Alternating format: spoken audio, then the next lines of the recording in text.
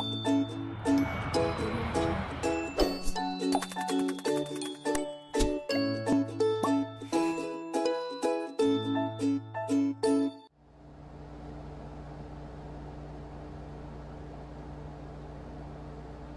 suis journaliste et un beau jour, j'ai décidé sur un coup de tête un peu d'émigrer au Québec, à Montréal exactement.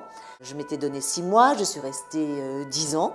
J'ai pris Marie en même temps que pays et il y a 10 ans maintenant, en fait, j'ai décidé, en accord avec mon mari québécois, de revenir en France, à Paris, ma ville natale.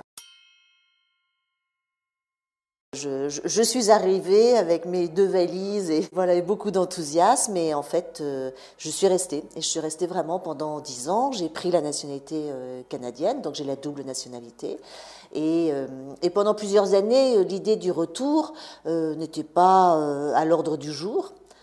Et au bout de 7-8 ans, comme pour beaucoup de gens, j'ai eu envie un peu de changer d'horizon et j'ai eu envie de le faire pour plusieurs raisons. D'une part, même si j'étais très heureuse à Montréal et au Québec, j'avais un peu fait le tour de la question, en me disant c'est assez long pour vraiment connaître un pays et s'en imprégner vraiment. J'avais des parents vieillissants. C'est une bonne raison et ça peut être une raison qui est celle de beaucoup d'expatriés aussi, c'est revenir à un moment donné, soit pour ses enfants, soit pour être un peu plus proche de ses parents vieillissants. Et la troisième raison, c'est aussi que mon mari québécois, que j'ai rencontré sur place à Montréal, connaissait un peu la France mais pas très bien, et qu'on était d'accord tous les deux pour que lui vienne à son tour dans mon pays et connaisse à son tour aussi les joies et les misères de l'expatriation.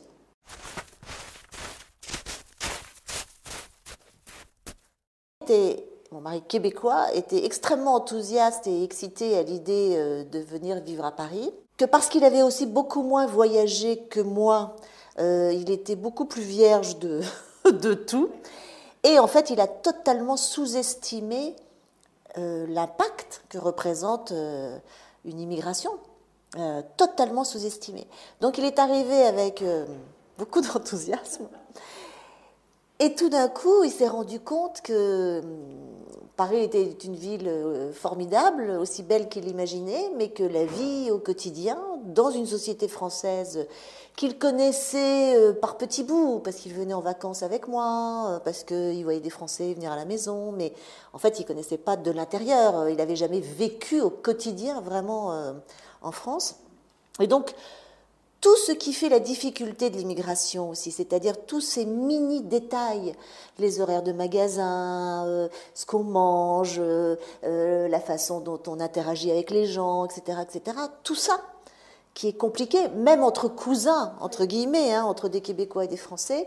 Alors mon mari, lui, se l'est pris vraiment en pleine face.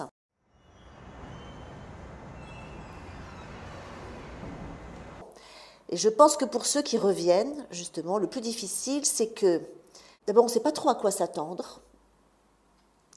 Alors, on ne sait pas trop à quoi s'attendre quand on arrive dans un pays nouveau, mais il y a l'excitation de l'aventure. Quand on revient, l'excitation de l'aventure est quand même nettement moins grande.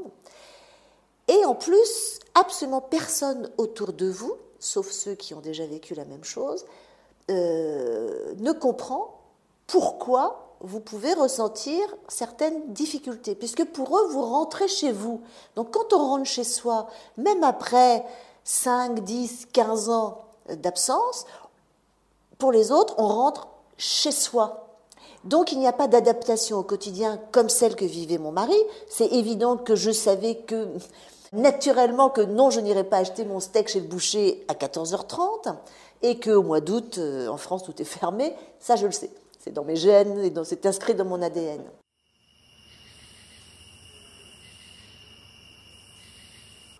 Quand on part longtemps, surtout quand on part quand même 10 ans, on peut dire que c'est quand même long. On change, on vieillit, comme tout le monde, mais on change.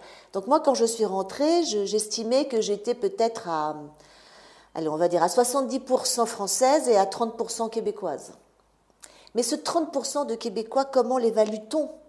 Comment le ressentir et comment le faire ressentir aux autres? C'est pas simple. On sait qu'il y a quelque chose qui fait que vous êtes rentrée différente. Pas parce que vous avez 10 ans de plus, parce que vous avez 10 ans d'une expérience différente ailleurs, dans une autre culture.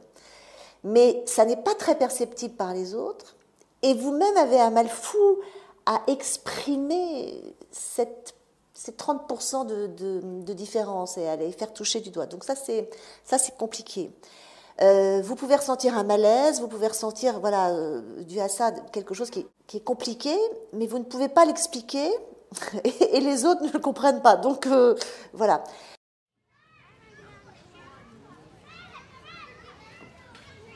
Et dans mon cas, par exemple, tout le monde se préoccupait de mon mari, et j'en ai très contente. Voilà. Il se trouve que grâce à mon réseau, il a trouvé du boulot tout de suite. On lui posait toujours des questions sur « Comment ça va ?» Alors, voilà. Et qu'à moi, personne ne me posait jamais la question « Comment vas-tu ?» Et étrangement, même tous les copains qui pendant 10 ans se sont préoccupés quand même de moi, etc., une fois que je suis rentrée, en caricaturant à peine, ils m'ont presque plus appelée. Ils n'avaient plus besoin de s'occuper de moi. Et quand j'ai envoyé quelques balises en disant ouais, au secours, un peu, enfin, occupez-vous de moi, j'ai besoin de trouver du boulot, j'ai besoin c'est pas facile. Certains ont entendu le cri de détresse que je lançais, mais pas tous. Et ça n'était pas de leur part de la méchanceté ou de l'indifférence, c'est que juste, ils ne comprenaient pas pourquoi il était difficile de rentrer chez soi. J'ai été néanmoins étonnée du manque d'intérêt de mes confrères, par exemple, pour mon expérience québécoise. On pourrait s'attendre à ce que des journalistes soient intéressés par d'autres confrères qui ont vécu à l'étranger. Non, alors franchement, je pense qu'ils n'en avaient absolument rien à faire. Mon expérience de 10 ans de journalisme au Québec n'intéressait pas grand monde. Sauf que j'ai quand même décidé d'essayer de miser et de faire fructifier le plus possible cette expérience-là. Alors, par exemple, je suis arrivée là-bas comme journaliste de presse écrite, mais j'ai assez vite bifurqué vers la télévision et vers des documentaires à différents postes, que ce soit directrice de production, réalisatrice, productrice, journaliste, rédactrice en chef. Voilà. Donc, je connaissais bien le réseau des boîtes de prod à Montréal. J'avais envie de continuer à travailler en télé lorsque je suis arrivée à Paris. Mon carnet d'adresses en prod à Paris était quasiment inexistant, puisque ça n'était pas, 10 ans auparavant, le milieu dans lequel je travaillais. Je travaillais en presse écrite, presse magazine, essentiellement. Mais je suis allée me présenter comme une franco-canadienne, avec les 2 passeports, qui connaissait très bien les boîtes de prod là-bas, et petite cerise sur le gâteau, puisqu'il y a quand même pas mal de coprod franco-québécoises, je disais, pour les arguments qu'on peut, que je pouvais être payée par les Québécois, aussi bien et au Canada que par les Français, puisque j'avais compte en banque dans les 2 pays et double nationalité aussi. Bon. Et bien, l'air de rien, c'est comme ça que j'ai commencé, parce que ça a intéressé des gens, à la fois ma double culture, ma connaissance des Québécois et de comment ils fonctionnent dans le boulot, le fait que je puisse être payée, et j'ai été effectivement, dans mon premier job quasiment, que j'ai retrouvé en France, on m'a payé sur un contrat où j'étais payée à moitié par les Québécois et à moitié par les Français. Comme quoi, il faut parfois savoir tirer parti de certains avantages. Je précise que j'avais déjà, je sais pas moi, plus de 15 ans de métier quand même. En réalité, cette expérience, elle m'a apporté beaucoup de choses. À la suite de ça, j'ai été contactée par l'Express et j'ai fini par diriger le hors-série s'installer au Canada. Et je dirige d'autres hors-série, et j'en ai conçu un aussi qui s'appelle, toujours à l'Express, Oser le monde, sur l'expatriation en général. pas qu'au Canada. J'ai écrit un petit guide de voyage pour enfants, par exemple. Donc en fait, j'ai fait un certain nombre de choses directement reliées à mon expérience d'expatriée. Alors ça ne s'est pas mis en place tout de suite. Pour être honnête, j'ai tout de suite travaillé en rentrant comme journaliste, parce que j'ai quand même du métier et que je faisais différentes choses. Mais en réalité, je me suis aperçue avec le recul qu'au bout de 2-3 ans, les choses ont commencé à se mettre en place, donc ça a quand même pris 2-3 ans. Et que, effectivement, beaucoup de choses se sont mises en place grâce, en réalité, à mon expérience passée d'expatriée. Et au tout début, j'ai cru que c'était non seulement quelque chose qui n'allait pas être valorisé, mais c'était presque un handicap.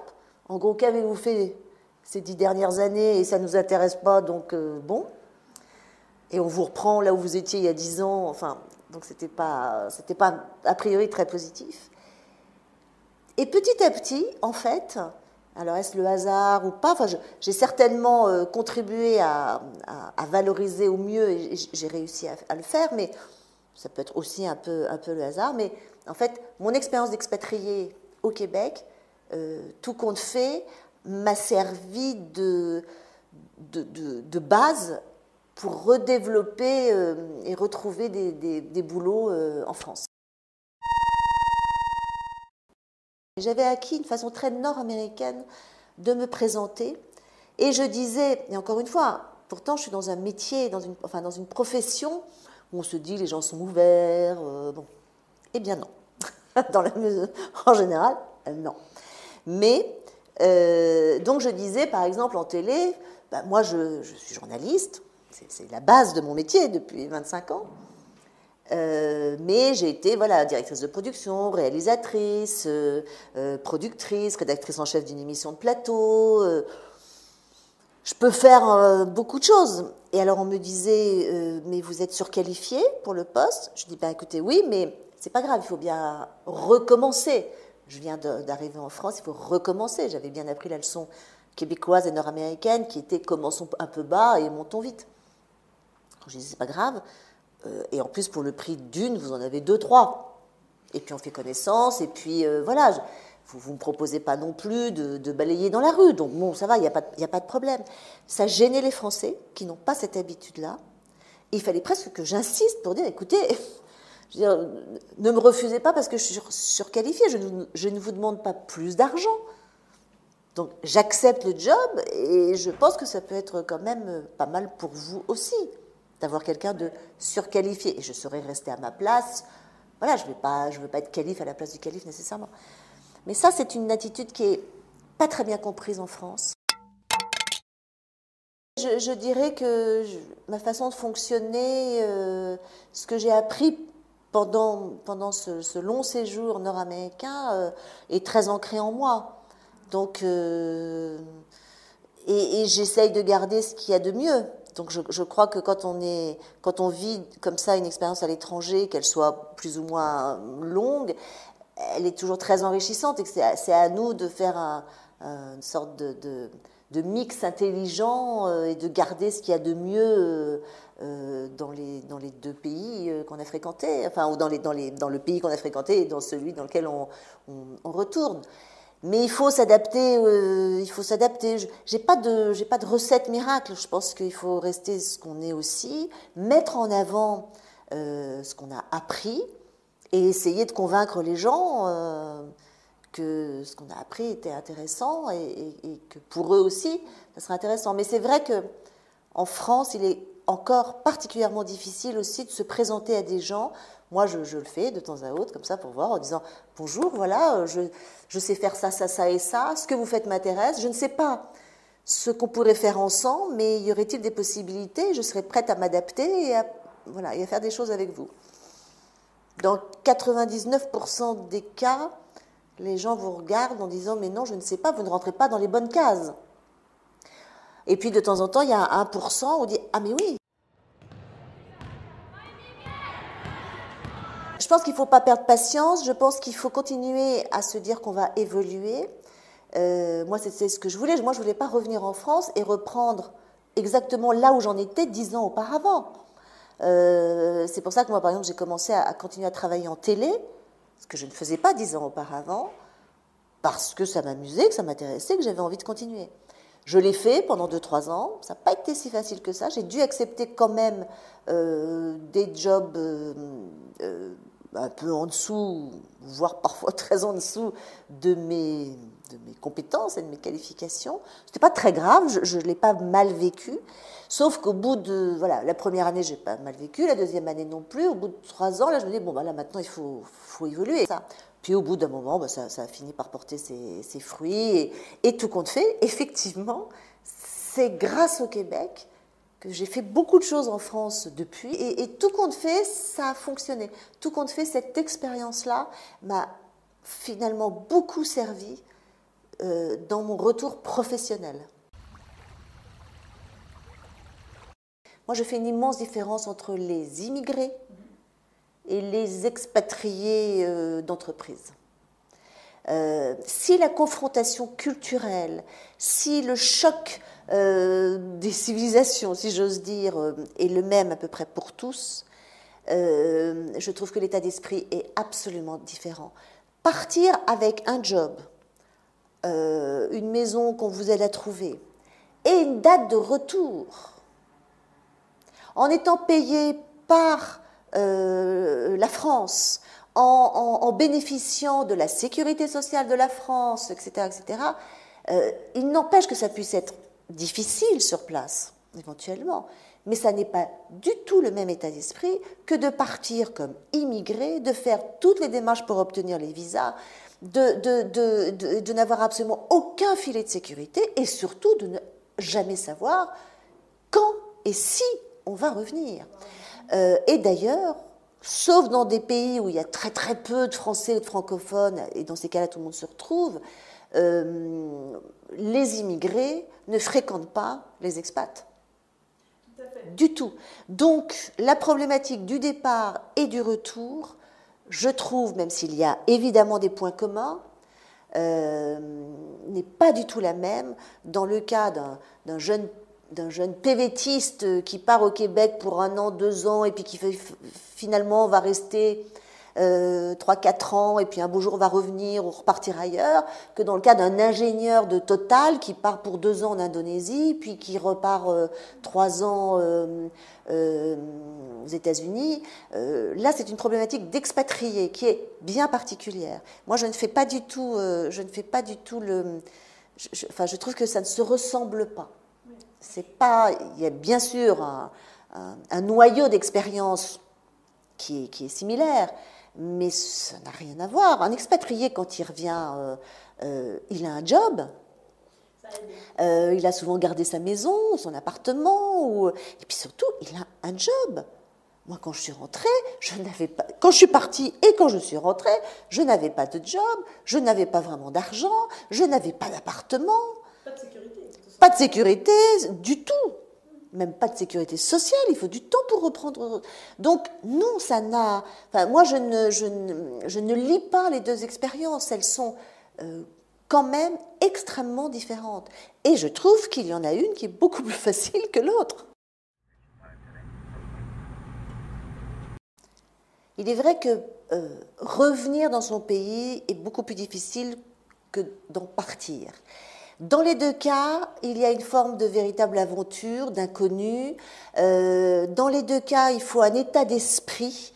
Et dans les deux cas, il est important que l'état d'esprit soit aussi un état d'esprit d'aventure, d'inconnu, parce que le retour aussi, même s'il se fait chez soi, dans un cadre donc par définition connu, ce retour est difficile. Et je crois que la seule façon de bien vivre ce retour est de le vivre effectivement comme une deuxième immigration. Tout dépend bien sûr pourquoi on revient. Si on revient après ce qui a été mon cas, 10 années formidables, et donc avec absolument aucun sentiment d'échec, mais pas de regret non plus. On peut revenir parce que ça a été difficile. Le retour est effectivement conditionné par ce qui s'est passé avant. Si on revient pour différentes raisons, mais pas à cause d'un véritable échec, il est important de faire comprendre aux gens, que le retour se prépare, autant que faire se peut, ce n'est pas évident, mais qu'il se prépare, et qu'il se prépare au moins psychologiquement. Et que le retour ne se passera bien que si, d'abord, on est un peu patient, c'est pas sur un coup de claquement de doigts comme ça que, hop, tout d'un coup, tout se met en place, l'appartement, le boulot, les copains, etc., etc. C'est pas vrai, c'est des gros bouleversements. Mais il se passera mieux si, comme on l'a fait en partant, on se dit, c'est une nouvelle aventure. C'est un nouveau départ, si j'ose dire. Il faut le vivre comme ça. Alors, autant on a souvent de la patience, de l'humilité lorsqu'on débarque dans un nouveau pays, et tout ça nous fait mieux vivre les difficultés de l'expatriation. Il faut avoir la même patience, la même humilité, et le même enthousiasme aussi lorsqu'on revient.